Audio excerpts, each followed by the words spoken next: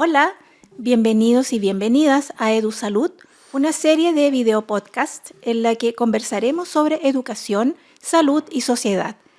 Cómo enseñamos, cómo aprendemos y cómo construimos entornos formativos más éticos, inclusivos y con sentido humano. En EduSalud nos interesa mirar la docencia más allá de la técnica, poner en el centro las experiencias, las relaciones, el cuidado, el respeto y también los desafíos contemporáneos como la transformación digital, las nuevas metodologías activas y la colaboración internacional.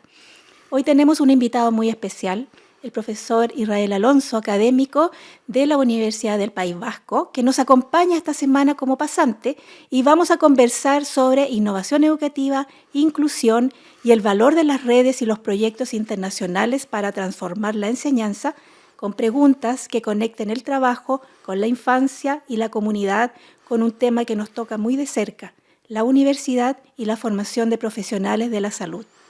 Bienvenido, doctor Israel Alonso. Muchas gracias. Bien, quiero presentar entonces al doctor Alonso, quien es educador social, pedagogo y doctor en pedagogía. Desde 2011 es profesor del Departamento de Didáctica y Organización Escolar y cuenta con más de 15 años de experiencia en intervención, formación, investigación y coordinación de proyectos de inclusión socioeducativa. Ha participado como investigador en proyectos locales de I+D+I del Ministerio de Ciencia de España y en proyectos europeos como Erasmus, siendo coinvestigador principal en varios de ellos. En la mayoría de ellos, una característica ha sido que han sido investigaciones colaborativas con agentes profesionales y sociales. También ha desempeñado roles de liderazgo académico como coordinador del grado de Educación Social y vicedecano de Coordinación y Mejora de Titulaciones y de Posgrado en la Facultad de Educación de Bilbao. Y para conectar con un ejemplo concreto que nos compete también como Departamento de Educación en Ciencias de la Salud, recientemente también el doctor ha participado como autor en un capítulo de un libro ya titulado Innovación Docente en Educación, explorando retos y oportunidades en la enseñanza y el aprendizaje, y publicado recientemente en el año 2025, donde se presenta una experiencia de innovación educativa asociada al proyecto Erasmus, que trabaja la codificación, la creatividad y el aprendizaje activo con Arduino. Doctor Alonso, muchas gracias por acompañarnos en el día de hoy. Es un gusto tenerlo aquí. Para mí también, muchas gracias. Bien, vamos entonces a comenzar el bloque de preguntas. Y para empezar, cuando uno escucha educación social, muchas veces piensa en infancia, en comunidad, pero usted también está fuertemente ligado a la universidad, lo que en Chile llamamos la educación terciaria. ¿Cómo definiría su trayectoria en una frase, en este viaje arrasante en los distintos grupos? ¿Y qué hilos conectan su trabajo con la inclusión y la universidad? Bueno, pues primero, aprovechando que tenemos tiempo, me gustaría no solo poner una frase, ¿no?, sino contextualizar y agradecer, ¿no? Agradecer el trabajo de DEXA, ¿no?, de la Facultad de Medicina de la UChile, porque yo vine aquí por primera vez en el 2013, en una estancia predoctoral. Aquí pasé mi verano acabando dándole una arreón a la tesis doctoral, y me acogieron aquí, en DEXA. Después he venido en otras ocasiones a dar clases en el ya doctor, en el magíster de Ciencias de la Educación de DEXA, y la verdad que es como, bueno, volver, ¿no?, a un lugar amigable, a un lugar seguro, y a un lugar donde, bueno, pues he ido viendo también la evolución y sobre todo el compromiso de DEXA y de los académicos y académicas de DEXA, ¿no?, por la educación, ¿no?, por la educación en un entorno que no siempre, ¿no?, ha tenido, ¿no?, esa visión o esa mirada, ¿no?, como es el de la ciencia de la salud, ¿no? Entonces, bueno, primero agradecer. También yo creo que, lo hablaba con Ximena, para nosotros también esta propia experiencia, ¿no?, de video podcast, ¿no?, cuando la conocimos es importante porque nosotros también es curioso cómo en diferentes lugares del mundo, ¿no?, tan diferentes y tan alejados, ¿no?, estamos con las mismas preocupaciones y estamos utilizando también, ¿no?, en nuestro caso el podcast, como herramienta, ¿no?, educativa. Dicho esto, es difícil definirlo en una frase. Mi trayectoria tiene que ver con, como has dicho, ¿no? Yo soy educador social, me he dedicado a la intervención socioeducativa, ¿no?, con personas en situación de exclusión, de grave exclusión. Eh, es una disciplina, ¿no?, que, bueno, que responde a algo que todos sabemos, ¿no?, y que ya todos conocemos, que la educación no es una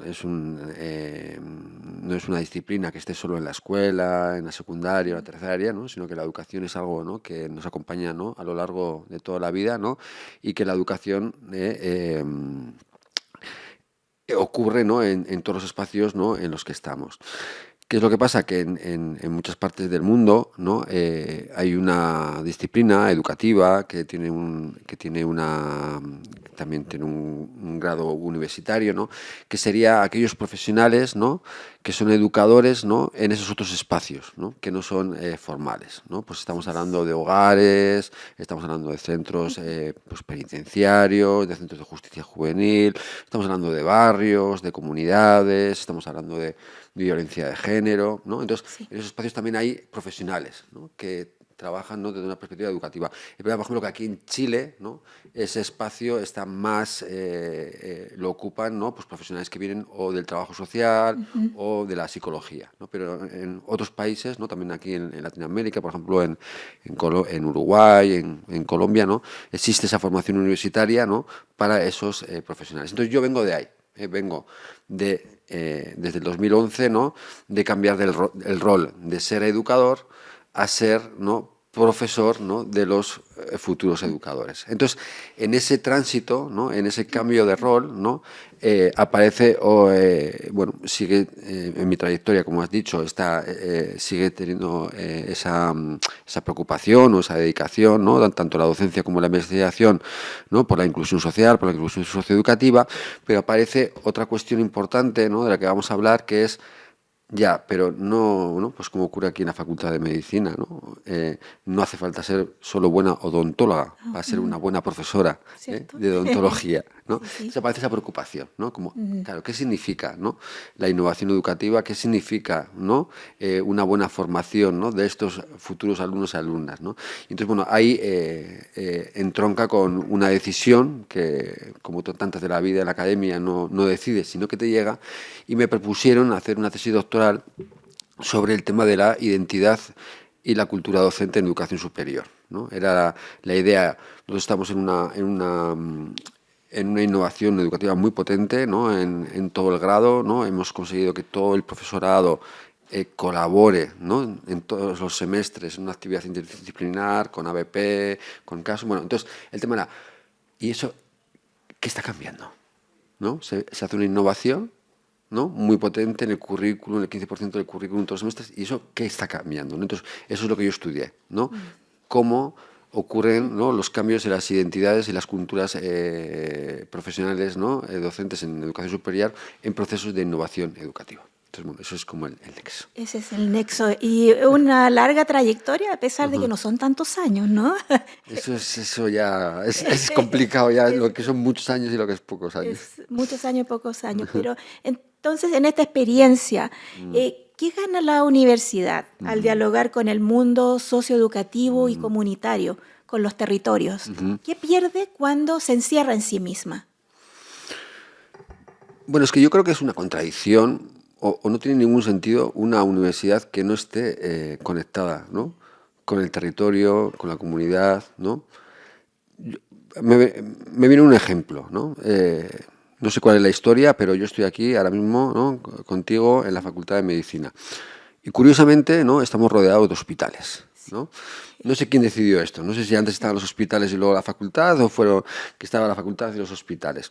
Pero incluso, aunque la facultad no estaría aquí, ¿Alguien entiende una facultad de medicina o unos grados en ciencias de la salud en una buena universidad, o por eso en una universidad que tenga, ¿no?, ese sentido de servicio, ¿no?, de generar buenos profesionales, que no esté conectada con los hospitales, ¿no?, que no esté conectado con, ¿no?, los centros donde esos alumnos van a, ¿no?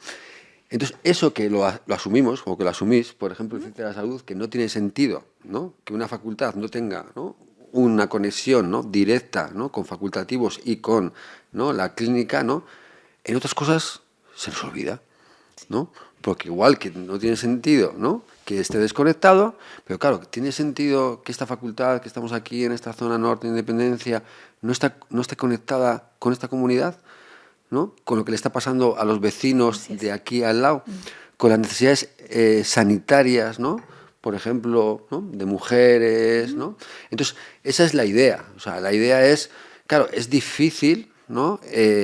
Yo creo que entender una universidad que no esté conectada con el territorio en el que está, ¿no?, con la comunidad en la que está, y también, bueno, pues un poco lo que preguntabas también, ¿no?, y con la vulnerabilidad, ¿no?, y con, ¿no?, esas personas o ese sufrimiento, ¿no?, que tienen, ¿no?, algunas personas o colectivos, ¿no?, a los que también no se puede mirar al otro lado, ¿no? No se puede decir, no, somos la universidad, aquí quien llega y luego nosotros nos dedicamos a formar. No, no, no. Formamos en un contexto social, político, en el que hay personas que igual, ¿no?, si haríamos algo llegarían, ¿no?, o incluso personas que si llegan, ¿no?, dependiendo de cómo lo hagamos, acabarán o no acabarán, ¿no?, porque las oportunidades que tienen, ¿no?, o las dificultades que tienen, ¿no?, son diferentes.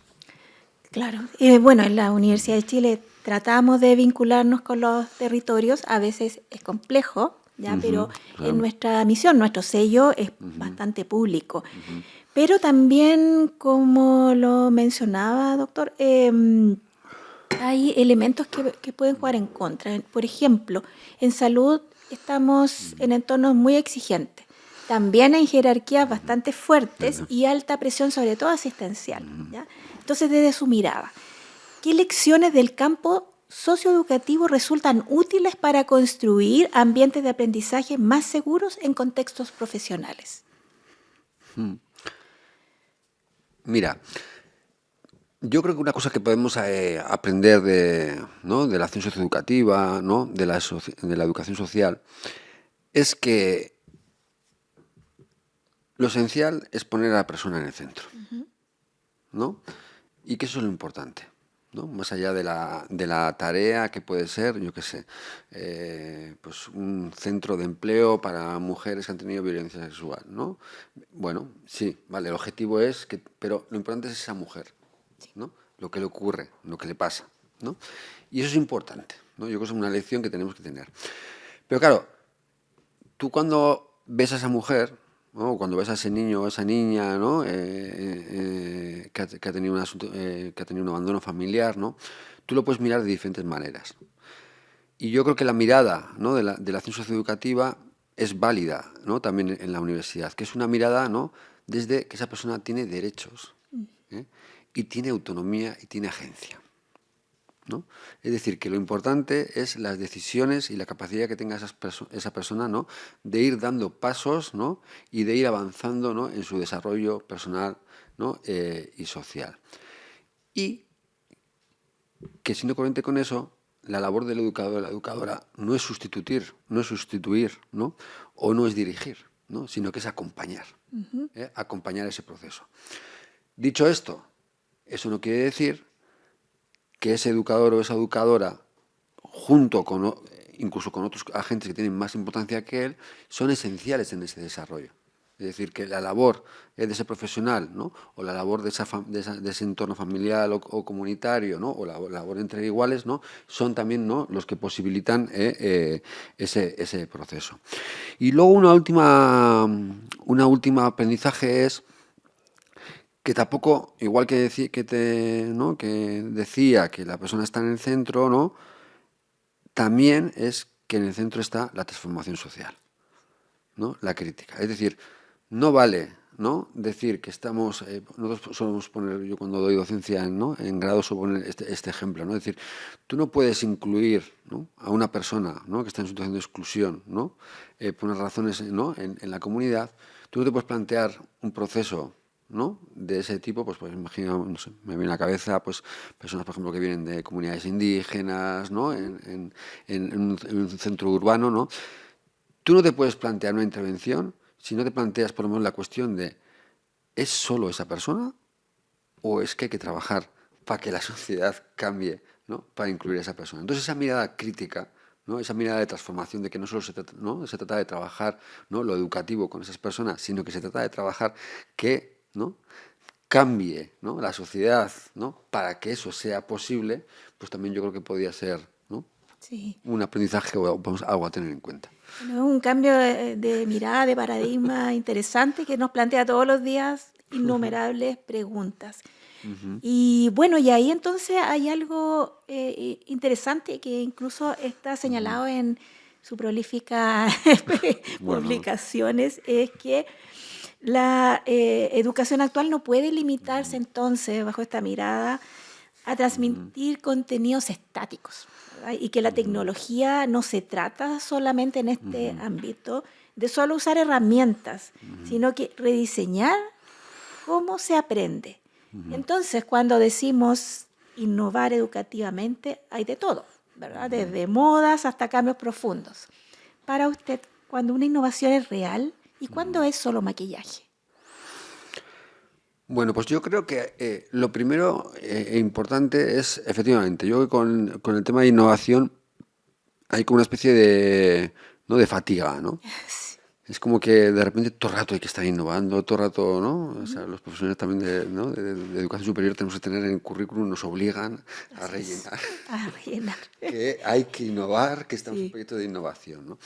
Entonces, en ese contexto yo creo que para mí una clave o algo muy importante es el sentido, ¿no? O sea, la innovación es real si tiene sentido, ¿no? Si responde a necesidades reales, ¿no?, y responde, ¿no?, a un contexto o a un horizonte. Es decir, que innovar por innovar, ¿no?, comprar estos micrófonos de podcast, ¿no?, una cámara, si no se va a utilizar, Claro. no tiene ningún sentido, ¿no? O incluso, te diría más, si no sabemos para qué, ¿no? Es decir, que lo primero sería, bueno, ¿para qué queremos, ¿no? O qué vamos a, o qué necesidades educativas tenemos, en este caso, por ejemplo, ¿no?, en DEXA con el magíster, ¿no? Entonces, Así es, sí. o sea, esa innovación tiene sentido si hay un sentido, ¿no? O sea, si, bueno, eso por un lado. También también yo creo que es importante también el sentido profesional, es decir, que también una innovación tiene que, ¿no?, tiene que tener una conexión, ¿no?, con tu motivación, ¿no?, como docente, ¿no?, como profesional, ¿no?, que quieres, ¿no?, innovar. En segundo lugar, yo creo que también, ya lo decíamos antes, ¿no?, también cualquier innovación también tiene que tener una perspectiva crítica, ¿no? Porque muchas veces lo que ocurre o lo que puede ocurrir, ¿no?, por ejemplo, con las tecnologías, ¿no?, que parece que innovar es simplemente, ¿no?, incorporar una tecnología, ya, pero, Sí. ¿no?, pero ¿para qué? ¿Cómo y qué coste tiene eso también, ¿no? O sea, puede haber, ¿no?, incorporación de tecnologías, por ejemplo, ha pasado en educación, ¿no?, donde se han gastado en los últimos años, ¿no?, un montón de dinero en un momento dado en tecnología que luego no se ha usado, ¿no? O se ha hecho una apuesta por algún tipo de tecnologías, ¿no?, que son totalmente elitistas, ¿no? Y que solo hay una parte de la población, ¿no?, que puede utilizarla y cuando resulta que había, ¿no?, alternativas, ¿no?, que podrían ser, ¿no?, pues por ejemplo, yo siempre pongo el mismo ejemplo, ¿no?, algo que nos entendemos en todo el mundo, ¿no?, que es Moodle. O sea, Sí. Moodle lo tenemos súper, ¿no?, interiorizado en todas las universidades, todos utilizamos Moodle. Claro, lo que no sabemos es que Moodle, ¿no?, es un software abierto y Así es. libre, ¿no? Y que eso ha sido un gran avance, ¿no? Y que eso que parece increíble que todas las universidades o el 90% de las universidades, ¿no?, en todo el mundo estamos utilizando, ¿no? En cambio, en otras cuestiones que hacemos no es así, ¿no? Y estamos, ¿no? Bueno, vale. Tercer lugar, yo creo que también para que sea real, ¿no?, la innovación necesita una característica, que es la colaboración, ¿no? Que es la colaboración, ¿no? puede ser, que puede ser casos muy concretos en que puede haber innovaciones muy personales, disruptivas, ¿no? De un docente, pero incluso hasta en ese caso, ¿no? Yo entiendo que esa innovación disruptiva, claro, si no está conectada, ¿no? Con ese conjunto de profesores o profesoras, ¿no? Que incluso dicen, bueno, vamos a ver qué te pasa a ti, ¿no? ¿No? Si haces eso, ¿no? ¿Qué resultado puede tener, ¿no? O sea, tiene que haber algo de colaboración, ¿no? La innovación tiene que ver, ¿no? Bueno, luego creo que también volveremos a ellos, ¿no? Con los diversos, ¿no? Y con estar, ¿no? Personas diferentes, ¿no? Y lo último que me viene es, para que una innovación sea real, no tiene que por qué en ese momento, ¿no? Pero sí que tiene que aspirar a que tiene que haber o que tiene que conseguirse un cambio, ¿no? Organizacional y de cultura profesional, ¿no? Es decir, yo por ejemplo cuando estudié la identidad docente, un poco esa era la hipótesis. Es decir, claro, ¿qué pasa si un profesor o una profesora, ¿no? Innova metodológicamente, innova ¿no? en su manera de enseñar, incluso hasta en su manera de evaluar, pero sigue pensando lo mismo? Claro. O sea, si ese profesor no cambia, ¿no? Su Sí. manera de entenderse, ¿no? Como docente, ¿no?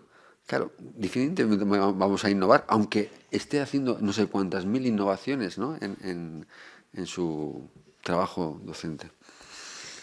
Es decir, innovar por innovar aumenta la brecha que ya Sí, eso es. existe en distintos ámbitos.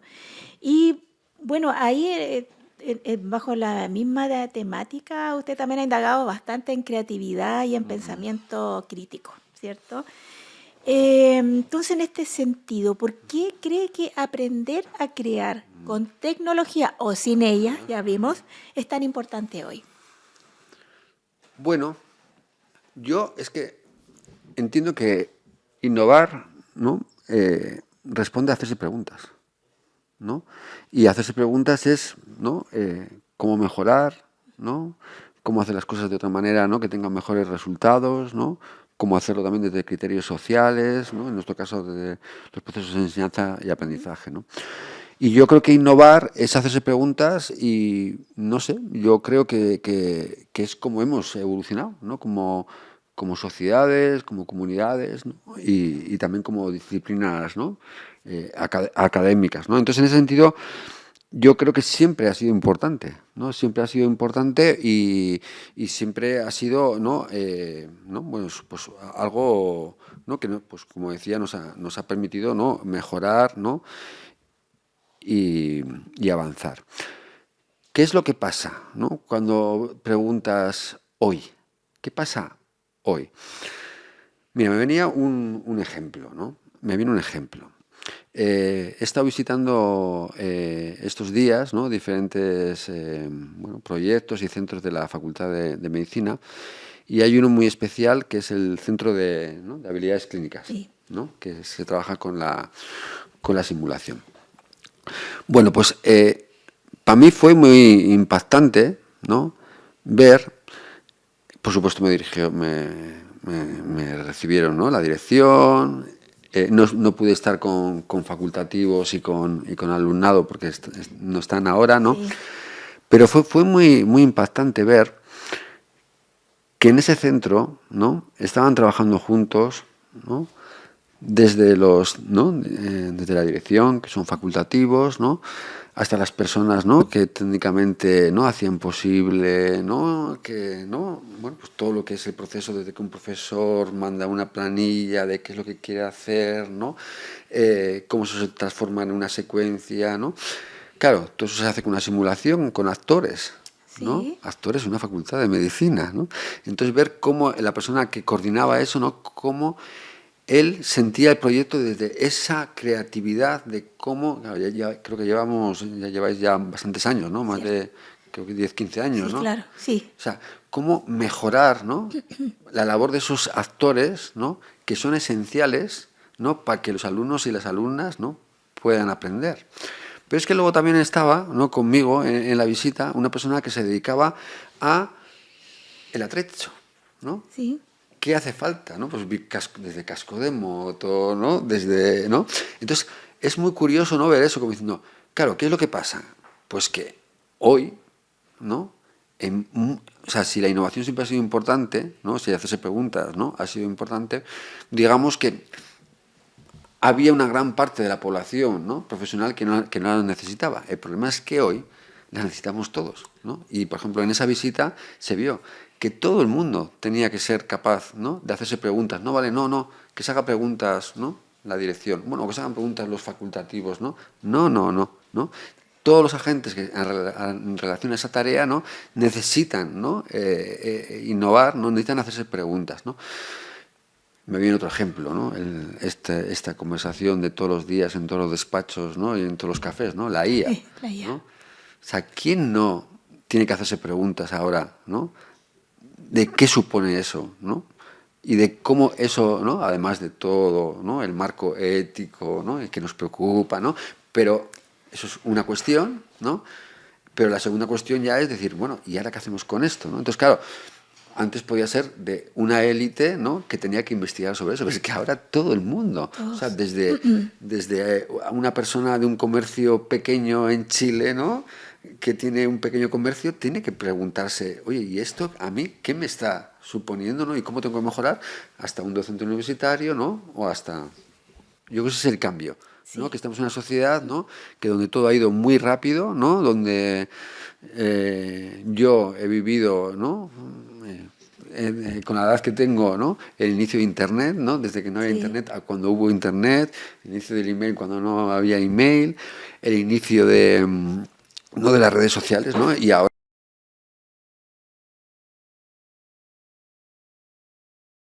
3, 4 décadas, ¿no? Y ya, por ejemplo, con la inteligencia artificial, lo que hemos cambiado en los últimos, ¿cuánto? Nada, 3 años, 3 4 años, años, sí. ¿no? O sea, entonces, claro, eso plantea que es que no se puede no innovar. O sea, yo creo que es imposible. Bueno, a ver, todo es posible en la vida, ¿no? Sí, Pero es difícil, ¿no?, ser un docente universitario, ¿no?, sin plantearte preguntas. eso. O sea, y antes se podía. Tú no podías, yo tengo mi materia, oye, ya está, ¿no? Yo doy mi materia, pero es que ahora es complicado, ¿no? Por lo menos sin decir, bueno, ¿qué hago yo con todo esto? ¿No? ¿Cómo lo integro, ¿no? No, toda la razón. Bueno, pero hay algo crucial, que son nunca olvidar las preguntas. Siempre hay que Hacerse ver preguntas. esta Sí, sí. innovación, pero ¿para qué? Sí, ¿Con qué sí. sentido, verdad? Eh, bueno, en otro plano, sobre todo que estamos en un ámbito de las carreras de la salud, muchas veces acá se privilegia el rendimiento académico, el contenido duro, la evaluación. Entonces, ¿qué lugar deberían tener otros elementos que ya he mencionado, como el experimentar, el innovar, y en ese experimentar e innovar, equivocarse, es decir, el ensayo-error? Y otro elemento que de repente queda al margen y que fue uno de los primeros tópicos que relevó, que es el trabajo también colaborativo, inserta en un contexto, además, en estas carreras que son altamente demandantes. Pues mira, lo que me viene a la cabeza es que fíjate qué nuevo es esta cuestión que me estás planteando. Yo comencé, ¿no?, en la docencia, ¿no?, en el año 2011 en la universidad, y una de las primeras innovaciones ¿no?, que tuve que aplicar, ¿no?, era lo que se denomina, ¿no?, aprendizaje basado en proyectos. Sí. Bueno, pues el aprendizaje basado en proyectos nace, ¿no?, de universidades canadienses y de Estados Unidos, ¿no? Una de ellas creo que es la de McMaster. Claro, nace en los años 60. O sea, ya hace, ¿no?, casi 60 años, que las facultades de medicina se empezaron a preguntar qué supone formar, ¿no?, a un médico, una médica o a una, ¿no?, profesional de la salud. O sea, ¿hace falta que conozca y que tenga contenidos y conocimientos? Hombre, por supuesto, ¿no? Nadie esperamos, ¿no?, encontrarnos Sería algún muy inseguro. facultativo, facultativa o profesional de la salud o odontólogo sin que sepa, ¿no?, lo que tiene que hacer. Claro, pero eso es suficiente, ¿no? ¿Qué es lo que pasa, ¿no? Entonces, bueno, yo creo que lo que se investigó, ¿no?, y lo que se vio era que, claro, que un profesional de la salud, ¿no?, tiene que tomar decisiones, ¿no? Y que tiene que tomar decisiones de una manera contextualizada y que normalmente, ¿no? Y que es algo también que es mucho de algunas profesiones sanitarias, difícilmente lo puede hacer solo una persona sola, ¿no? Cuando es complejo, ¿no? Necesita, ¿no? Un contraste, ¿no? Una colaboración y llegar, ¿no? a un diagnóstico para, ¿no? Plantear. Entonces, eso, ¿no? Ya se planteó hace 60 años, ¿no? Y ha ido impregnando. Es decir, que hoy, ¿no? Sabemos, ¿no? Que las diferentes, ¿no? Teorías del aprendizaje, sabemos que el aprendizaje, ¿no? Entre otras cosas, es evolutivo, ¿no? También sabemos que el aprendizaje es social, ¿no? Y que se da en un contexto, ¿no? de interacción social, y también sabemos, ¿no? Que hay algunos aprendizajes de tipo, ¿no? Profundo, ¿no? Que solo se pueden dar a través de la experiencia, ¿no? Y a través de la experimentación, ¿no? Nadie se plantearía, ¿no? Bueno, igual existe, ¿no? Ya lo siento, pero ¿no? Pues un profesional de la ciencia de la salud sin que pase por un hospital, ¿no? O sin que pase por... Sería complicado, ¿no? Sí. Es decir, o sea, solo porque a ti te han explicado lo que hay que hacer en cada ¿no? caso, ¿no? O en cada protocolo, o sea, no, tú tienes que estar ahí, tienes que estar, ¿no? Como alumno, ¿no? Entonces, bueno, esto que sabemos, ¿no? Por lo que sea, pues todavía no acaba de impregnar del todo en todos los currículos, ¿no? Porque, por ejemplo, una cosa que pasa, ¿no? Mucho a nivel mundial, ¿no? Es decir, claro, como profesiones, ¿no? O disciplinas más como ¿no? Con las que estamos aquí, ya van a los hospitales, ya tienen ¿no? la experiencia clínica, ¿no? Pues ya está. Nosotros, ¿no? A lo de siempre. No. O sea, igual que tienen que tener una experiencia, ¿no? Una tutoría, ¿no? Residente, aquí también tendremos que reflexionar, ¿no? Sobre cómo aprenden o cómo deben aprender ¿no? Esos alumnos y alumnas, ¿no? Mientras están, ¿no? Los 4, 5, 6 años que tienen que estar, ¿no? En magíster, o sea, en grado o en magíster. Entonces, yo creo que ese es el problema, que no acabamos de incorporar esa clave que sabemos, ¿no? Porque hay otra cultura profesional, ¿no? Académica, ¿no? Que, bueno, no tenemos tiempo de entrar en eso, que es como, a ver, yo soy, ¿no? Yo lo que tengo que hacer es transmitir, ¿no? Los conocimientos, pero es que no es exactamente eso. Sí. Tú tienes que conseguir que el alumnado desarrolle, ¿no? Una serie de habilidades, competencias, luego, ¿no? Cada línea, ¿no? Tiene su planteamiento, pero bueno, está claro, ¿no? Es que tú lo que necesitas es que ese alumno aprenda. Entonces, aprender no es que, ¿no? Bueno, no sé si se entiende. Se entiende porque es muy complejo, además, todo este tema.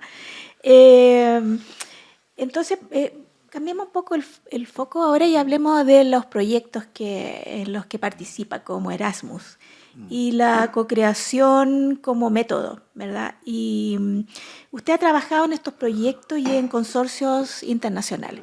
¿Qué cambia cuando la innovación se construye en redes, ¿ya? En vez de quedar como un esfuerzo individual de un docente que ya veíamos que innova por innovar a veces? ¿Cómo es ese trabajo en red?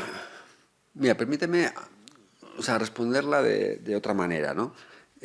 Yo vengo de aquí, ¿no? En DEXA, ¿no? En la Facultad de Chile, estoy en una, ¿no? Llaman pasantía, ¿no? Que es, bueno, un proyecto de Erasmus Plus, que es un proyecto europeo, ¿no? Y que hay una serie de fondos. Bueno, ya sabéis que Erasmus es como una especie de gran proyecto de innovación, ¿no? En el ámbito europeo, que es el que se ha conseguido, ¿no? Pues no lo sé, pero vamos, que un gran porcentaje, ¿no? de alumnado, ¿no? Tenga la posibilidad, ¿no? De decidir, ¿no? Cursar una parte, ¿no? Del grado en otra universidad, ¿no? Entonces, allí hay, no sé cómo le llaman, pero hay llaman las familias Erasmus, ¿no? Porque claro, son miles y miles de personas, ¿no? Que todos los años, ¿no? Y entonces ahí ocurren cosas y hay gente que se queda en el lugar. Claro. Bueno, entonces, ese programa es famoso por ello, ¿no? Pero también es famoso por lo que yo estoy... O sea, pero además de eso hay otras líneas, ¿no? Una es la que estás hablando tú, que son proyectos europeos, ¿no? Pues además de los proyectos grandes Horizon, hay otras... entonces, bueno, son proyectos de investigación. Y luego hay otra línea, ¿no? Que es el mismo intercambio de alumnado, ¿no? También se da con profesorado. Entonces, bueno, pues yo estoy aquí, ¿no? Durante 5 días, ¿no? Impartiendo docencia aquí en DEXA y antes estuvo, ¿no? Profesionales de DEXA, ¿no? Sí. En la Facultad de Educación. Bueno, ¿Qué quiero decir? ¿O por qué digo esto, ¿no? Porque yo estoy aquí no solo como docente, ¿no? de la Facultad de Educación, sino también como investigador, ¿no? Y yo investigo en un grupo de investigación, ¿no? En un grupo de investigación que se llama Kideon, de inclusión socioeducativa, que intentamos entender la inclusión, ¿no? Desde diferentes perspectivas, ¿no? Una perspectiva es esta, es la tecnológica, la digitalización, pero también hay otra mirada y otra línea que tiene que ver, ¿no? con esa visión o esa mirada de género, ¿no? Y feminista, colectivos vulnerables y también, ¿no? La formación de profesionales, ¿no? Tanto como decías, en la educación terciaria, ¿no? Y también, ¿no? En la formación continua. Vale. Entonces, ¿qué es lo que nosotros planteamos, ¿no? O cuál es nuestra manera de entender, ¿no? Nuestro trabajo como investigadores e investigadoras? Es que investigar, ¿no? Que innovar, ¿no? Tiene que ver, ¿no? Con el propio sentido, ¿no? De lo que hacemos. O sea, si estamos investigando o estamos innovando, ¿no? Sobre inclusión socioeducativa, ¿no? Es difícil, ¿no? Investigar sobre o innovar sin tener en cuenta a ellos y a ellas. Es como una contradicción, Sí. ¿no? O sea, innovamos, ¿no? Con el alumnado, pero ellos no entran en ningún proceso, ¿no? Ni de diseño, ni de evaluación de la innovación, ¿no? Que ya sé que no se hace así, pero puede ocurrir, ¿no? Investigamos, ¿no? Pues, no sé, en ciencia de la salud, sobre, no sé, una problemática sanitaria de la población mapuche en unas comunidades. Oye, y solo vamos allí, les hacemos unas preguntas, ¿no? Hacemos esto y luego nos volvemos, ¿no? Entonces, claro, hay como dos cuestiones, ¿no? Hay una cuestión ética, ¿no? Es decir, tú como investigador, como investigadora, ¿no? De una profesional, de una universidad pública, ¿no? Como la UChile, hay una responsabilidad ética, y la responsabilidad ética, ¿no? No solo es que haya un consentimiento informado, ¿no? Que esa persona, ¿no? O sea, es que tú tienes una responsabilidad como investigador, como investigadora, ¿no? Tú tienes una responsabilidad, ¿no? Con esa comunidad o con esos jóvenes, ¿no? Que quieres, yo qué sé, hacer una investigación, ¿no? Sobre educación sexual, o por ejemplo nosotros hemos hecho una sobre todo lo que son la percepción de la utilización de la pornografía, ¿no? En la gente que entra en los grados, ¿no? Sí. En primero y segundo hemos hecho también, creo que hemos hecho con ingeniería, medicina y educación, ¿no? Como, claro, pero tú sí investigas, ¿no? Sobre eso con esos chavales tendrán que tener derecho a saber tú qué estás haciendo, para qué estás haciendo, ¿no? Y también que haya una devolución, ¿no? Que no solo acabe en un paper, ¿no? En una revista, ¿no? Americana. Exacto. ¿No? Bueno, entonces hay una perspectiva ética, ¿no? Pero es que luego hay otra perspectiva que es pragmática. Es decir, se puede conseguir, ¿no? Un verdadero resultados profundos, ¿no? Y que tengan impacto si no se involucra, ¿no? A estas personas con las que estás, ¿no? Sobre las que estás investigando, ¿no? Entonces, yo de ahí vengo, ¿no? Vengo de esa perspectiva, ¿no? De investigación colaborativa, investigación inclusiva, ¿no? Que viene desde esa perspectiva de decir, joder, hay que ser coherente, ¿no? Con la manera, ¿no? Con lo que tú estás haciendo, ¿no? Hay que ser coherente también en el cómo, ¿no? En el cómo lo haces, ¿vale? Entonces, eso... ¿En qué conecta con lo que me preguntabas? Bueno, nosotros a partir de ahí, ¿no? Lo que planteamos son investigaciones, ¿no? Pequeñas en el ámbito local, ¿no? Investigaciones más importantes que antes has citado, ¿no? Ya que son proyectos del ministerio, ¿no? Muy competitivos, ¿no? Y en este camino, ¿no? Nos encontramos con la posibilidad de estos proyectos europeos, ¿no? Y proyectos europeos, ¿no? Que además están bien financiados, ¿no? Y que tenían unas características, ¿no? Que conectaban con esta manera de entender, ¿no? ¿Y cuáles son? Pues una, que esos proyectos de investigación europeos, ¿no? Te obligan, ¿no? A que usted, señor o señora investigadora, presénteme un equipo, ¿no? Donde no solo estén ustedes, ¿no? Si vas a investigar, ¿no? Pues yo qué sé, sobre salud comunitaria, por favor, que haya alguien de salud comunitaria, ¿no? Si vas a trabajar, ¿no? Sobre violencia sexual, ¿no? Por favor, que haya también alguien, ¿no? De alguna fundación, ¿no? O algún ente público, ¿no? Que esté trabajando, ¿no? Como esa lógica de decir, usted presénteme, ¿no? Un partenariado, ¿no? Donde me demuestre, ¿no? Que esa investigación va a estar hecha de esa manera, ¿no? Hay veces que no, sé que se puede conseguir pues 4 universidades de 4 países, pero bueno, pero hay que justificarlo mucho para que quien el evaluador te diga, ya, y vosotros me vais a asegurar, estando aquí en la UCHIL, la Universidad del País Vasco, ¿no? Que vais a llegar, ¿no? A las comunidades, ¿no? Del Extrarradio, ¿no? De Santiago, ¿no? Pues no, presénteme también qué organizaciones. Entonces, bueno, esa es una característica muy, muy interesante, ¿no? Es decir, como que lo que se valora es que en el equipo, ¿no? Tiene que haber agentes diferentes, ¿no? Agentes académicos, pero también agentes sociales, ¿no? Y comunitarios.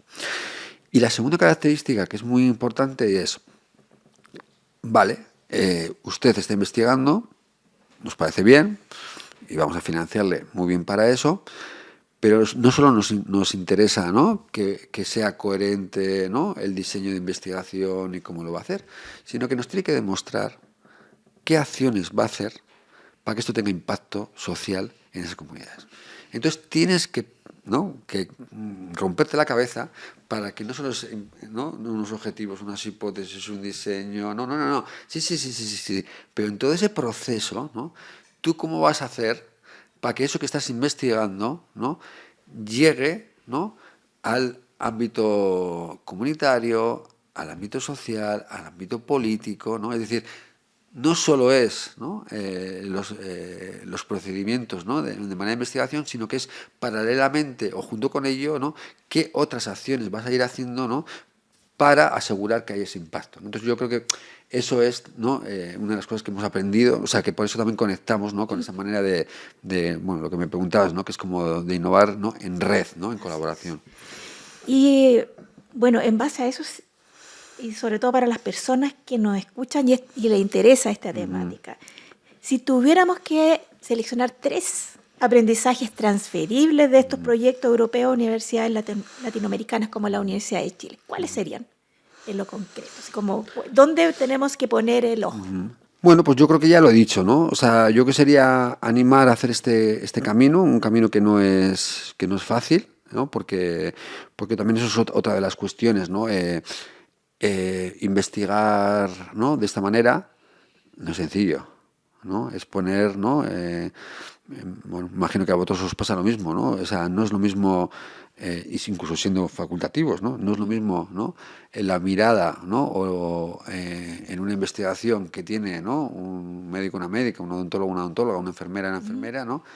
que está en la universidad, ¿no? y que se investiga en la universidad, con una enfermera que está en un hospital. Así es. No es lo mismo, ¿no? Entonces, generar, ¿no? procesos, y ya no te cuento ya si estamos hablando de, yo qué sé, pues, grupos de familiares, ¿no? Entonces, el juntar a gente diversa, ¿no? o en una investigación plantea, ¿no? conflictos y plantea, ¿no? complejidad, ¿no? que hay que resolver, ¿no? Entonces, bueno, dicho esto, ¿no? No siendo fácil, ¿no? Yo sí que creo que me pedías como 3 aprendizajes, ¿no? O sea, como 3 como recomendaciones, ¿no? Como breves sería, uno, lo que ya he dicho, ¿no? Creo que permiten, ¿no? el trabajar, ¿no? entre diversos y diversas, ¿no? que es la única manera de llegar, ¿no? a cuestiones complejas, ¿no? que nos plantean, ¿no? esta sociedad o que estamos investigando, ¿no? Entonces, yo creo que eso es importante, ¿no? Apostar por ello, ¿no? por creer, ¿no? en una investigación, ¿no? colaborativa. Segundo, que se aprende mucho en este proceso, ¿no? Se aprende ¿no? A romper, ¿no? esa zona de confort, ¿no? de donde tú investigas, ¿no? con tus compañeros, ¿no? el de estar con otros y con otras, ¿no? y que después, ¿no? Lo que decía, ¿no? que también tiene algo que es importante, ¿no? que es una investigación, lo cual no quiere decir que tiene que haber investigación pura, ¿no? Pero que hay un tipo de investigación aplicada, ¿no? que tiene que tener en la cabeza, ¿no? y que tiene que tener claro que tiene que conseguir, o por lo menos intentar, tener un impacto social, ¿no? que no se puede quedar, ¿no? y sé que esto es polémico, que no se puede quedar solo, ¿no? en el currículum de ese docente, ¿no? o en generar un poco de conocimiento, que es, por supuesto, es importante, ¿no? pero que también tiene que tener, ¿no? un impacto, ¿no? en, ¿no? pues donde se está investigando. Bien, doctor Alonso, quisiera hacer ahora un puente más directo hacia nuestro contexto. En salud, la formación ocurre en espacios clínicos con alta carga asistencial, jerarquías marcadas, como dijimos, y fuertes exigencias emocionales. Y hoy además tenemos el desafío institucional de sostener ambientes formativos seguros, respetuosos, coherentes con una ética del cuidado. Desde su perspectiva, ¿qué prácticas concretas ayudan a mantener un buen trato y un clima seguro cuando el contexto está bajo presión? Bueno, yo creo que lo importante aquí es, primero, tener, bueno, luego lo explicaré mejor, ¿no? Pero hacer, ¿no? Y plantearse qué hay que hacer. Y yo creo que ahí, por ejemplo, es una referencia, ¿no? El centro, ¿no? El grupo de buenas prácticas, ¿no? Que Sí. estáis haciendo aquí, ¿no? Otras iniciativas que he podido conocer, ¿no? De, bueno, pues, por ejemplo, está toda la universidad, toda la facultad con el buen trato, ¿no? Sí. Es como, ¿no? Aquí algo ha pasado, ¿no? Porque en todos los lugares está, ¿no? Bueno, como hay una preocupación, ¿no? Mira, a mí lo que me venía, lo que me viene es, o sea, lo primero es contextualizar, ¿no? Esta situación, ¿no? Porque podemos caer, ¿no? ¿no? En la tentación de decir, o sea, ¿cómo conseguimos esto con los, ¿no? alumnos o alumnas de la Facultad de Medicina, ¿no? O incluso, venga, más allá, ¿no? Con los alumnos o alumnas, ¿no? de la Universidad de Chile, ¿no? Claro, esto no es un problema, ¿no? Solo de esos alumnos y esas alumnas, ¿no? Es un problema de esos alumnos y esas alumnas lo que estamos viviendo, pero también de esos docentes, ¿no? ¿Cómo están? ¿No? ¿Cómo están viviendo, ¿no? Lo que está ocurriendo o sus vidas, ¿no? Y si vamos más allá, ¿no? Tendríamos que ir a cómo están, ¿no? Los padres y las madres de esos alumnos que están, ¿no? Haciendo un esfuerzo, ¿no? Porque esos alumnos están aquí, ¿no? Estudiando en Chile, y si incluso vamos para allá, cómo están sus hermanos pequeños, ¿no? Que están ¿no? Entonces yo creo que se habla mucho de la pandemia, ¿no? Pero ya antes había autores, ¿no? Nunca me acuerdo bien el nombre, Byung-Chul Han, ¿no? El filósofo coreano, ¿no? De tanta referencia, que escribió ese libro, ¿no? Tan bonito, que es La sociedad del cansancio, ¿no? Es decir, algo nos está pasando, o nos ha pasado como sociedad, ¿no? Que eso que antes, ¿no? Era algo, ¿no? De, digamos, ¿no? De una pequeña población que necesitaba ayuda, ¿no? ¿no? Ahora resulta que es que todo el mundo, ¿no? Lo necesita, ¿no? Entonces, una vez que contextualizamos, ¿no? La segunda parte sería concienciarnos. Es decir, si esto es así, ¿no? Ya lo siento, es muy importante hacer una campaña sobre buen trato, ¿no? Es muy importante, pero claro, no tendría ningún sentido si eso no lo incorporamos en los currículums, si eso no lo incorporamos en la labor docente, ¿no? Si eso no lo incorporamos, ¿no? En lo que mi universidad, ¿no? O la tuya, ¿no? Hace durante sus 4 años, 6 años, ¿no? Que ese alumno, ¿no? Entonces, claro, eso pasa por concienciarse de que lo que antes no era una dimensión, ¿no? Que se trabajaba para todo el alumnado, ¿no? Ahora hay que trabajarlo con todos los alumnos y alumnas, ¿no? Y eso pasa que esa conciencia pase, ¿no? A la acción, ¿no? Habrá que tener espacios, ¿no? Donde esos chavales o chavalas se pueden expresar, ¿no? Espacios seguros, ¿no? Donde puedan, ¿no? ¿no? Decir cómo se sienten, ¿no? Espacios seguros, ¿no? Donde, ¿no? Bueno, se plantee, ¿no? Algo que hasta ahora no se planteaba, que es que dependiendo de cómo se les trate, ¿no? Dependiendo de lo que haga el docente, ¿no? Eso va a tener, ¿no? También, ¿no? Una repercusión, ¿no? Nosotros estamos en un proyecto incipiente, ¿no? Que le hemos llamado un plan de cuidados en el grado, ¿no? Y nosotros un poco de donde estamos planteándolo, ¿no? Es no tanto también, ¿no? Desde esta, digamos, crisis, ¿no? O pandemia, ¿no? De la salud mental que estamos viviendo, ¿no? Sino que es desde decir, bueno, sí también, ¿no? Pero también es más desde una perspectiva, ¿no? Digamos, ¿no? De la interdependencia, ¿no? Que dicen, ¿no? Las compañeras, ¿no? Ecofeministas, ¿no? Y desde algunas perspectivas ecosociales. Es decir, o sea, cómo pasamos, ¿no? A entender, ¿no? Que la sociedad, ¿no? Que como alumno, alumna de la U Chile, ¿no? Y como docente, ¿no? No estamos desconectados del resto, ¿no? Y cómo no, el cuidarnos, ¿no? Tiene que ver, ¿no? Con esa relación, ¿no? Y con esa asunción de responsabilidades tuya en relación a ti con tus compañeros y compañeras, a ti con el docente, al docente, ¿no? Con el alumnado, incluso, ¿no? Con la comunidad y el mundo, ¿no? Que están en crisis, ¿no? Entonces yo creo que desde esa perspectiva, ¿no? Yo creo que se abre un camino, ¿no? Importante, que no solo es, ¿no? Ahora leía un taller muy interesante, ¿no? De, ¿cómo eras? De conexión, ¿no? Que tenga, bueno, de conexión interior, de meditación, ¿no? Digo, que eso es importante. Yo doy docencia sobre eso, ¿eh? O sea, que decir que, pero no solo es eso. O sea, no solo es, ¿no? Vale, y dicho esto, yo creo que hay una cosa que nosotros reflexionamos mucho desde nuestro grado, y yo que también vosotros es pertinente, y es, claro, no solo se trata, ¿no? De un buen trato, ¿no? y de un cuidado, ¿no? En estos alumnos y alumnas, ¿no? Mientras están en la formación, ¿no? Como futuros profesionales de la salud, sino que es que resulta que esta competencia es una competencia básica cuando sean facultativos y facultativas.